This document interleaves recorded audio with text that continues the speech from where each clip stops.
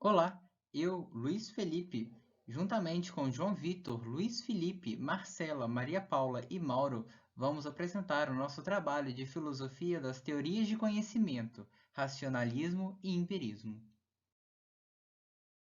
Para iniciarmos, irei listar alguns autores e obras, respectivamente, de ambas as correntes filosóficas.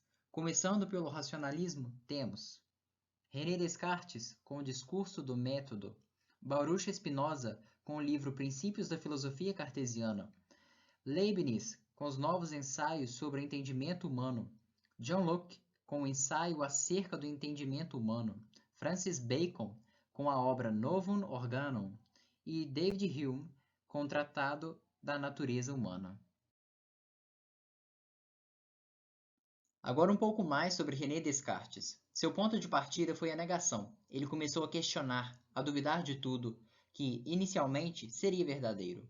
Ele nomeou isso de dúvida metódica, por ser organizada através de um método, e hiperbólica, por ser exagerada. Já o primeiro princípio de sua filosofia foi o cogito, pois seria a primeira certeza, a primeira verdade indubitável. Se trata do res cogitans, o eu pensante. Daí surge a sua famosa frase cogito ergo sum, penso, logo existo.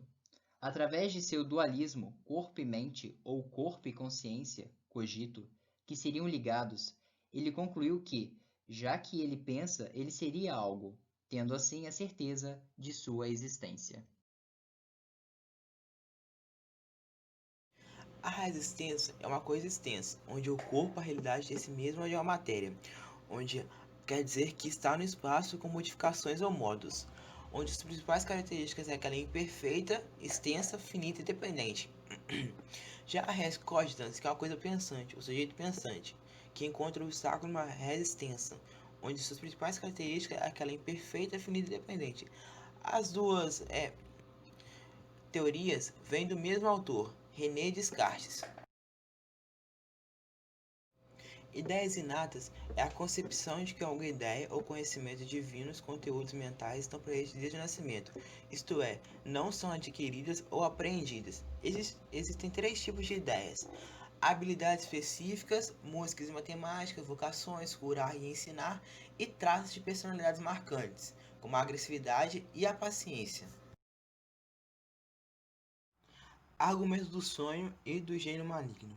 O argumento do sonho é nada mais nada menos do que a postulação do ato do senhor da província, evidenciando o preliminar dos sentimentos através de quaisquer confiamos, para distinguir a realidade ou a ilusão que não podem nem devem ser plenamente confiáveis. Já o argumento do gênio maligno nem é nada mais do que uma metáfora usada por René Descartes para evidenciar que nenhum pensamento por si mesmo traz a garantia de corresponder a algo do seu mundo.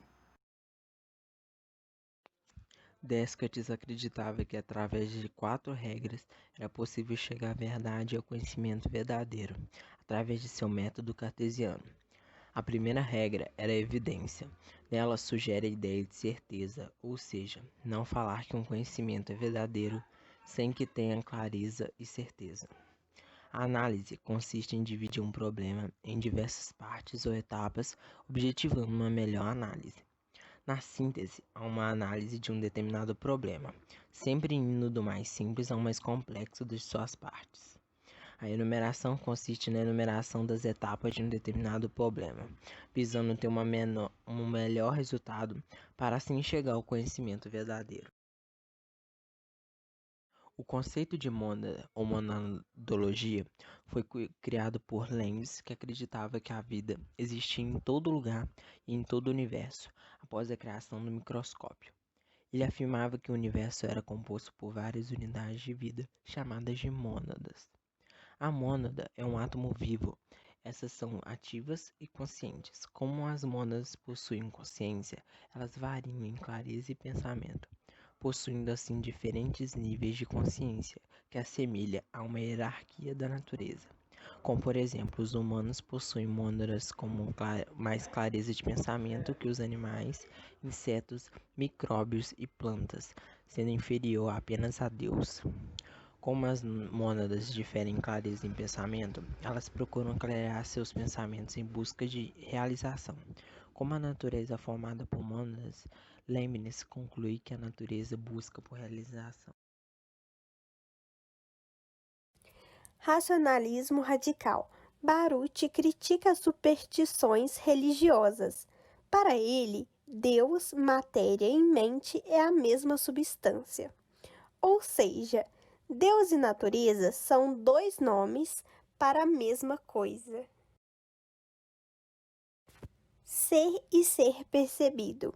George, um idealista radical que acreditava que a realidade hipérica era totalmente falsa e que a verdade só poderia ser descoberta por um intermédio do uso puro da razão. Para ele, o mundo físico não existia de forma independente do mundo da percepção. O método de Francis Bacon é focado basicamente na experimentação. Para ele, não há constatação sem que haja uma prova empírica. Bacon criticava Aristóteles, uma vez que este não via necessidade nas experimentações ou que preferia deixá-las de lado, em segundo plano. A crítica a Platão parte da mesma ideia, uma vez que esse pensador acreditava que uma discussão entre pessoas relativamente intelectuais já seria algo suficiente para se constatar algo. Para ele, deveria ser usada uma abordagem cética e metódica, que por sua vez é uma fórmula que os cientistas usam para evitar se enganar. Por essas e outras, Francis Bacon foi considerado o pai do empirismo. Tudo o que temos na nossa cabeça é resultante das nossas sensações. Nossas ideias são percepções, mas existem diferenças entre o sentir e o pensar. O sentir se relaciona com as nossas memórias mais recentes e, portanto, as mais vivas. Já o pensar se relaciona com as memórias mais antigas, que com o tempo vão se desgastando. As ideias dependem diretamente das sensações, não existindo ideias inatas, ideias que saem do nada. As ideias simples que temos na nossa mente se relacionam a ideias cada vez mais complexas por meio da nossa imaginação e por correlações que fazemos. Como foi falado acima, um dos filósofos empiristas é o John Locke, e ele afirma que quando nascemos, nossa mente é como uma folha em branco. Isso acontece pois nascemos sem experiência alguma. Logo ao nascermos, não há ideias inatas em nossa mente, o que faz com que nossa mente seja uma tábula rasa. E à medida que o indivíduo vai adquirindo experiência por meio de relações e acontecimentos passados durante a vida, esse papel que inicialmente estava em branco vai sendo preenchido com todo o conhecimento conseguido com as experiências. E ele afirma que as experiências vivenciadas ao nascermos, ou seja, as primeiras ideias, são percebidas pelo nosso sentido.